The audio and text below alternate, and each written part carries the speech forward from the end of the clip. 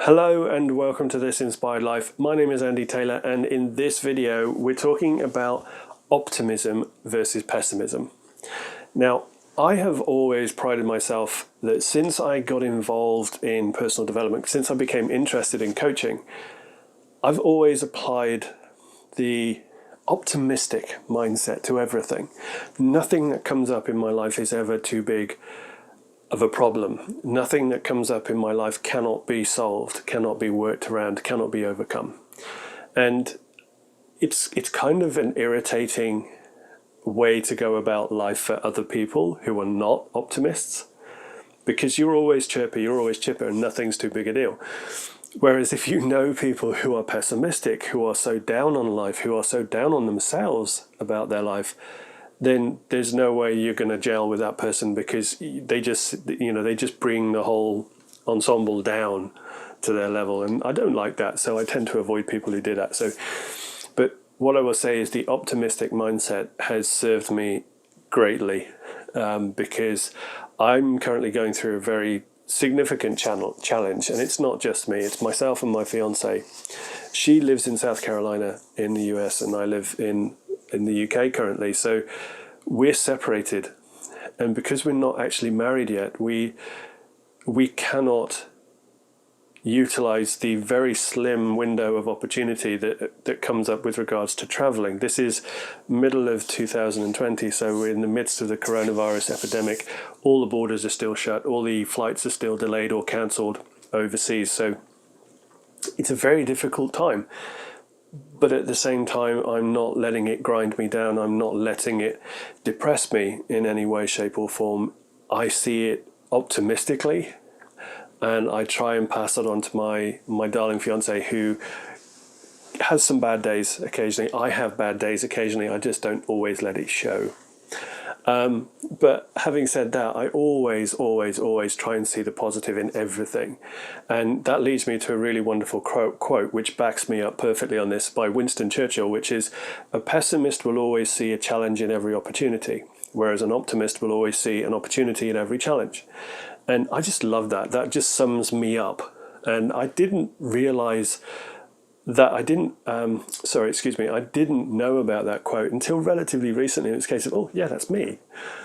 And I love it when I experience that, because there are all these wonderful examples of how personal development teachings are not a new thing. I mean, they stretch back, some of them, some of the basic philosophies behind personal development gurus and what they teach today can be traced back to William Shakespeare.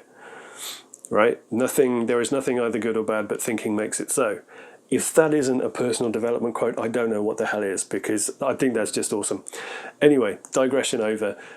Optimism versus pessimism. Well, what I would say is that it's so easy to find a pessimist, because a pessimist is a person who is on Facebook posting about everything that's going on in the world and why they're screwed. Why the United States is screwed, why the UK is screwed, why Brexit's a bad thing, why the Trump administration's a bad thing. That's pessimism, right? Now, the actual facts involved in that, and the statistical backup, the statistical analysis that backs up that thought process may be sound. Donald Trump may well be a major tool, and Brexit may well end up being a really bad thing for the UK, but it doesn't have to affect you personally. You can still be optimistic. You can still have a light-hearted approach to life. It doesn't give you the right to condemn other people because you're just feeling a bit shitty about the situation. You don't have to just go on social media just to pan everybody that says something against or opposite what you are saying, right? That is a pessimistic way of going through life, my friends, and it's not good. It's certainly not good for you short term, and it will have a negative impact on your health long term, because you are going to be more prone to stress, you're going to be more prone to anxiety, and you're going to be more prone to depression and other wonderful mental health ailments that go with all of those. So, word of warning, pessimism is not just a fly-by-night thing, it's not just an airy-fairy concept, it's an actual problem that can cause you physical problems. So Optimism, on the other hand, is just a very bright, very cheerful way of looking at the world. It's a very, I can do this no matter what attitude. And that is me in a nutshell, because nothing that comes up, even the borders shut down, even the lack of flights, even being separated from my fiance for 5 months now, which is exceptionally difficult, it's never been insurmountable, because I know that there will come a day when we get through this. I know that there will come a day when everything opens back up, in whatever way, shape or form that may look. It may be a lot different to what it was before, but the fact is I'll still be able to go and see her and move there. So the purpose of it, the purpose of all of this is for our own safety. We're told that. And, that is the facts behind it. That is the facts, or perceived facts, for those of you who don't believe that. But the fact is, it doesn't change my attitude. Okay, pessimism and optimism are states of mind. They are things we can choose. We can choose to be an optimist. We can choose to be a pessimist. Now, pessimism, as with negative thinking, as with general negativity, and as with being a complete tool and an arsehole, are usually far easier than being an optimist, being a cheerful chap or chapass, and being a good person. Takes less work to be an arsehole, takes less work to be a pessimist and a negative Nelly. So many people, unfortunately, choose the shortcut route. They choose the line of least resistance, which leads directly to life sucks, this country's shit, Donald Trump's an arse, Brexit's fucked up, and, my life's over. No, just no. Because when you see the world that way, you miss what there is to be seen. I talk a lot in my videos about awareness.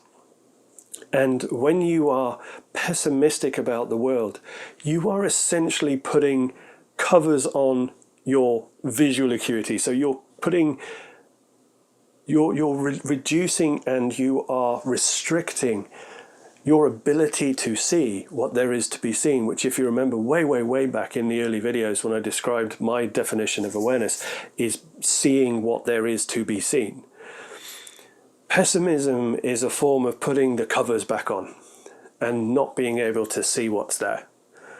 So when you are not able to see what's there, you become completely oblivious to all of the wonder that this world has to offer, all of the wonder that our fellow human beings have to offer us, both from wisdom and insight, and also companionship, also relationship, also friendship. And it just saddens me that so many people all, default to that way of thinking. They default to pessimism, and they would rather be pessimistic and miserable and then bitch at people that aren't, than think, well, okay, there's got to be a better way. Because there really is, and it's a very simple choice. It's to be optimistic.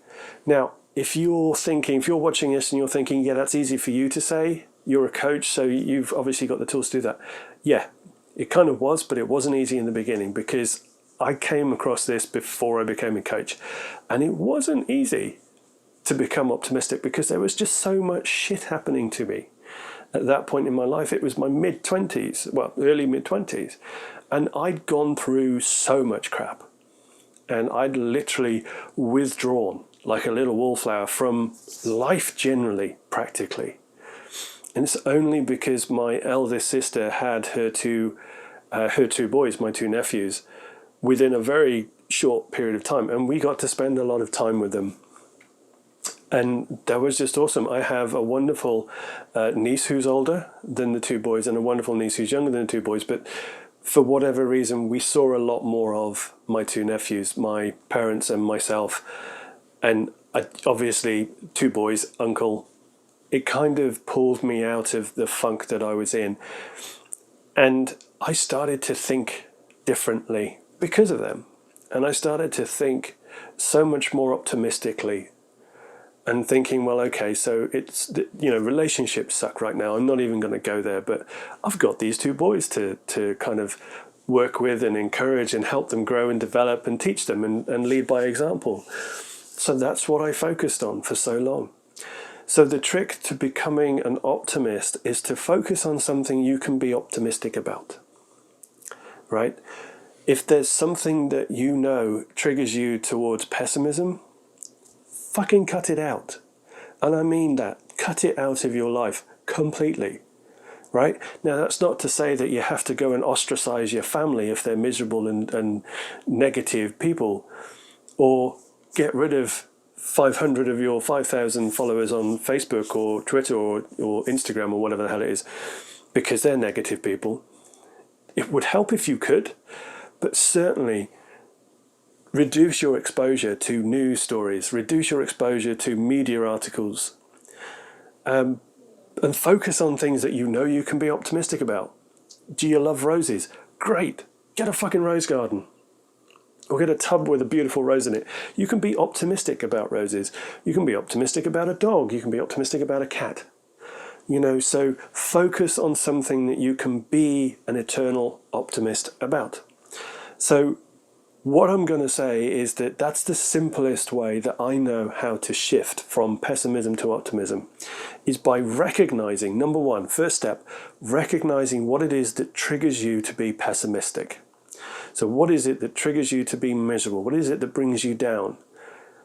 And whose company, this is a big one, whose company brings you down and kind of backs you into a corner where you can't help but be pessimistic, because you're surrounding yourself with people and information and news stories and articles and groups and discussions that are so draining and so negative that for your own sanity, you kind of feel you have to be negative too, just to get away from the whole thing in one piece. That is so tragic, especially in today's world where we have this choice. We have this wonderful choice just to press click, turn off the news, click, turn off Facebook, social media, and just go out into the world. Just go out into the world if you are able to. Enjoy the countryside, enjoy the beach, enjoy the ocean, enjoy the mountains, wherever you may be. Just go and enjoy something that brings you happiness, that brings you joy, and makes you feel optimistic about what's to come. So that's it for today. It's only a relatively short one, but it doesn't need to be a massive one. I don't need to be here for 45 minutes to say, don't be pessimistic, be optimistic, and this is how you do it. It's so simple. There are things that trigger us to become pessimistic, to be negative about life, to be negative about the world and opportunity and possibility. So ignore those, just cut those out. Just get rid of them completely if you can, but otherwise just shut them off for now. And then think of something and experience something that brings you great joy, that brings you happiness, that you cannot help but be optimistic about. Because when you do that, friends, your entire experience of life will change. And it will change quickly. And it will be such a wonderful experience for you. And if you've led a negative life, if you've led a life that's been led by being pessimistic and you've been hanging around pessimistic, negative people, you will find that this switch, this trick, is going to do you the world of good. Because as I've said, pessimism leads to negativity, which can lead to depression, stress and anxiety, which can cause serious, serious harm to your mental health and your physical health. Let's not forget. So it's not just going to save you from having a miserable day all day, every day, and start living a happier life. It's going to prolong that potentially too. So just please, please, please try it. Try cutting out all the shit that's negative in your life. Try cutting out all access to the news, the media, social media, just temporarily. Just give it a try for a day or two and see how big the difference is when you just do things that make you happy, when you can just spend time with people that make you happy and make you smile and make you feel optimistic. So that's it for today. I hope you've enjoyed the video. Like I said, very quick one, but very simple. So hope you've enjoyed the video. I'll see you again very soon in the next one.